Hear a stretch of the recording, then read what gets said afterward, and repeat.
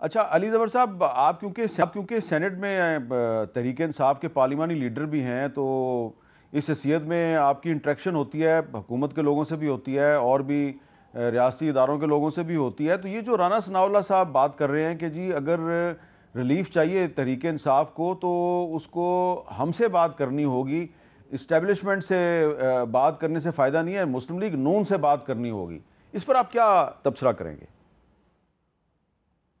जी देखिए, एक मिसाली लेकिन ख्याली माहौल में तो ये आइडियल चीज़ है कि आप पॉलिटिकल पार्टीज़ जो हैं, सियासी जमातें आपस में बात करें, लेकिन बदकिस्मती से पाकिस्तान में वो मिसाली माहौल नहीं है अभी।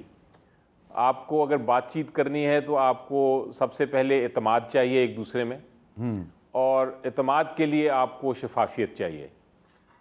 अब मुझे नहीं नज़र आती शफाफियत। आप जब आर्टिकल 26 की कोशिश करते हैं, आप जब आइन में तब्दीलियां करने की कोशिश करते हैं अपने केसेस की खातिर और जुडिशरी को कमज़ोर करने की खातिर, आप जब एहतजाज करने से पहले सबको अरेस्ट कर लेते हैं, आप जब केसेस फाइल करते हैं फजूल और बिल्कुल बेकसूर लोगों को रखते हैं किसी केस के बगैर जेलों में, औरतों के ऊपर तशद्दुद करते हैं, अब आप जब इस किस्म की चीज़ें हों जहाँ किसी किस्म की शफाफियत ना हो, तो फिर आप पे एतमाद नहीं होता एक पॉलिटिकल पार्टी को दूसरे में। कम से कम पीटीआई को नहीं हो सकता कि आपके पास ये इख्तियार भी है कि आप कुछ कर सकें, आपके पास ये ताकत भी है कि आप कुछ हमसे डायलॉग कर सकें, तो तब तक बातचीत का माहौल नहीं बनेगा। लेकिन एक मिसाली आइडियल सिचुएशन में बिल्कुल डायलॉग होना चाहिए, और ये पॉलिटिकल पार्टीज़ जब अपने आपस में बैठ के बातें करेंगी तो फिर कोई दूसरी कुव्वत जो है वो मुदाखलत नहीं कर सकेगी सियासत में, और जब सियासत में मुदाखलत नहीं होगी तो जमहूरियत जो है वो ज़्यादा मजबूत होगी। ये मेरा व्यू है। लेकिन जब तक आपकी ये शफाफियत नहीं आएगी और एतमाद नहीं बढ़ेगा, राना सनाउल्लाह साहब ने जो डायलॉग की बात की वो सिर्फ़ एक मिसाली लेकिन ख्याली माहौल में ही उनकी बात होगी, लेकिन अदरवाइज़ ये आजकल की रियलिटी में मुझे नहीं नज़र आती। लेकिन कोशिश हमें फिर भी करनी चाहिए। इसके बावजूद मेरी नज़र में हर वक्त कोशिश होनी चाहिए कि आप डायलॉग रखें दूसरी जमातों के साथ। मैं तो अपनी ज़ाती तौर पे तो कोशिश करता हूँ हमेशा कि आप एक समझौते के साथ और एक कम से कम एक दूसरे का पॉइंट ऑफ व्यू समझ के आगे बात करें। ये जो आपने बात की है ना, अभी थोड़ी देर पहले आपने बात की तशद्दुद की, और आपने कहा औरतों पर भी तशद्दुद किया जा रहा है, तो ये जो सियासी कारकुनों पे तशद्दुद का सिलसिला है ये तो तकरीबन हर दौर में जारी रहता है। लेकिन अब इस हवाले से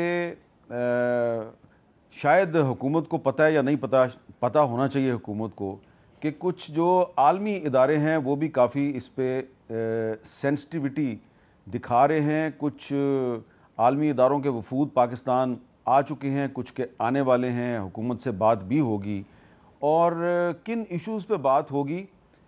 ये सियासी मामला नहीं है, ये एक इंसानी मामला है, क्योंकि पाकिस्तान जो है वो तशद्दुद के ख़िलाफ़ कुछ इंटरनेशनल कन्वेंशंस पर दस्तखत कर चुका है, सिग्नेटरी है पाकिस्तान।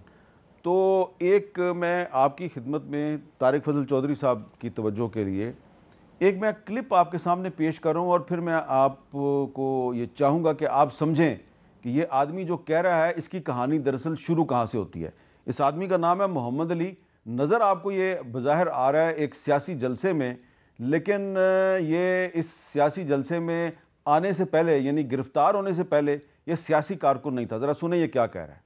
1 साल 40 दिन में अटक जेल में रहूं। 9 मई में ये सर मारे उन लोगों ने, उनके शूज में लोहा लगा होता है और डंडों से मारे। मेरी वालिदा को पता नहीं था कि मेरा बेटा मर गया कि जिंदा है। जब मैं रिखा हुआ घर के, मेरी मम्मा सामने बैठ के खाना बना रही थी, जब उसने मुझे देखा वो दौड़ के मेरे पास आई तो उसकी 2 मिनट उसका सर मेरे कंधे पे पड़ा रहा। उसकी आखिरी सांस से मेरी खातों में थी। अभी मेरी 5 साल की सिस्टर है, मैं उसको अकेले संभाल रहा हूँ, मेरा कोई भी नहीं। आप वालिद साहब तो पहले शहीद हो चुके हैं आपसी में, उसी की जगह पे मैं सिलेक्शन के लिए आया था, इन लोगों ने गिरफ्तार करके लेके। मैं आपको बताऊं मेरी सारी दुनिया उजड़ गई, खुद से बेजार हो गया हूँ मैं, जहनी बीमार हो गया हूँ मैं, कोई अच्छी खबर नहीं मुझ में, यानी अखबार हो गया हूँ मैं। ये नौजवान जो है ये नौजवान जिसकी आपने गुफ्तगू सुनी, ये आपको पीटीआई के जलसे में नज़र आ रहा है, लेकिन इसको पीटीआई के जलसे में कौन लेके गया, वो लोग जिन्होंने इसको 1 साल पहले गिरफ़्तार किया था, जब ये अपने वालिद जो कि FC में मुलाजम थे, वो एक हमले में शहीद हो गए। इसको कहा गया कि उनकी जगह पे, वालिद की जगह पे हम आपको FC में भर्ती करेंगे। तो ये घर से निकला भर्ती होने के लिए और पुलिस ने पकड़ के इसको अटक जेल में बंद कर दिया। और अटक जेल से ये 1 साल के बाद रहा हो कि जब घर गया तो उसकी माँ ने इसको देखा और उसकी भी मौत वाक़या हो गई। और ये बता रहा है कि इसके साथ बहुत तशद्दुद हुआ। तारिक फजल चौधरी साहब, ये जब आप अपोजिशन में थे तो आपके कारकुनों के साथ भी होता था, लेकिन ये जो पुलिस बेगुनाह बंदे को गिरफ़्तार करके और उस पर एक मुकदमा बना देती है, मुकदमा साबित नहीं होता, साल 1.5 साल बाद वो बंदा रहा होता है, घर जाता है, उसकी माँ वफ़ात पा जाती है उसको देख के, क्योंकि माँ के ख्याल में तो ये मुर्दा था, लापता था। तो ये जो मामला है, ये आप नहीं समझते कि ये एक इंसानी मामला है, ये सियासी मामला नहीं है? बिल्कुल इंसानी मामला है और इसकी जितनी भी मजम्मत की जाए वो कम है कि किसी के साथ जो है वो इस तरह का सलूक, जैसे ज़ाहिर है उस नौजवान की हालत ज़ार भी बता रही है और जो उसके साथ गुज़रा वो भी। लेकिन मीर साहब, ऐसे लोगों को तशद्दुद पे और हमला, जिस तरह मैंने कहा इस्लामाबाद पे जो लफ्ज़ वो इस्तेमाल करते हैं, हम यलगार कर रहे हैं, उकसाता कौन है? यही तो मैं कह रहा हूँ कि खुदा का वास्ता है, इन नौजवानों का जहन ख़राब मत करें, इन्हें तशद्दुद पे माइल मत करें। हमारा मुआशरा मुतहम्मिल ही नहीं हो सकता कि आप जो है सिर्फ फसाद की सियासत करें, नफ़रत की सियासत करें। चल, ये तो अपने घर से टेस्ट देने निकला था अमरीकी नहीं, मुझे ज़ाहिर है इसके केस का डिटेल तो नहीं पता, लेकिन अभी जो सरकारी मुलाजमीन यहाँ पे गिरफ़्तार हुए हैं वो यहाँ क्या करने आए थे? KP के। और जब जाते हैं तो आप देखें कि उन्हें वज़ीर आला फूलों के हार पहनाता है कि तुमने एक सियासी एहतजाज में शिरकत करके, सियासी जलसे में शिरकत करके बड़ा अच्छा काम किया, हालांकि उन्हें तो सस्पेंड होना चाहिए। तो वो तो पॉलिटिकल सरगर्मियों में हिस्सा ही नहीं ले सकता सरकारी मुलाजिम। इस जहनीत को ये परवान चढ़ा रहे हैं, जो मैं आपसे प्रोग्राम में गुजारिश कर चुका हूँ कि वफाकी हुकूमत से लड़ो, मुस्लिम लीग नून से लड़ो, पाकिस्तान से ना लड़ो। पाकिस्तान को एक ऐसा मुआशरा ना बनाओ कि जो रहने काबिल ना रहे, खुदा न खास्ता। इतनी नफ़रतों के बीज मत बो, इतने जहनों को फ्रस्ट्रेट मत करो, ये मेरी गुजारिश है। और आपके प्रोग्राम की वसातत से एक इंतहाई अहम बात छोटी सी मैं करना चाहूँगा, जो बहुत अहम है। वो ये है कि मकबूजा कश्मीर की असम्बली ने जो आर्टिकल 370 कॉन्स्टिट्यूशनल पोजीशन मकबूजा कश्मीर की थी, वो इंडिया ने 2019 में रिवोक कर दिया था और सुप्रीम कोर्ट ने उसे वैलिडेट किया। आज मकबूजा कश्मीर की असम्बली ने दोबारा करारदाद पास की है कि कश्मीरियों का वो पुराना स्टेटस बहाल किया जाए।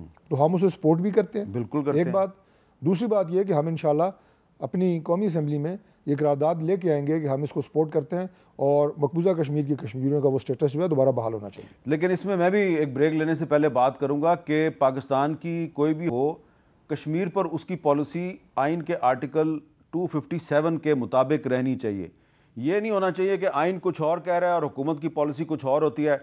अब जो पिछली हुकूमत थी उसने 5 अगस्त 2019 के वाक़े के बावजूद, 5 अगस्त 2019 को 370 जो है वो सस्पेंड हुआ था ना, उसके बावजूद जनाब भारत के साथ कंट्रोल लाइन पे सीज़ फायर कर दिया। और सीज़ फायर सियासी हुकूमत नहीं करती, सीज़ फायर कौन करता है ये आपको पता है।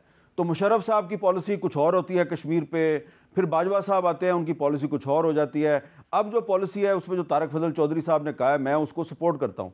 लेकिन ये भी बतौर एक पाकिस्तानी शहरी हमारा और कश्मीरियों का ये हक़ है कि हमें जो है ये एश्योरेंस दी जाए कि हुकूमत बदलने के साथ कश्मीर पे पॉलिसी तो नहीं बदलेगी।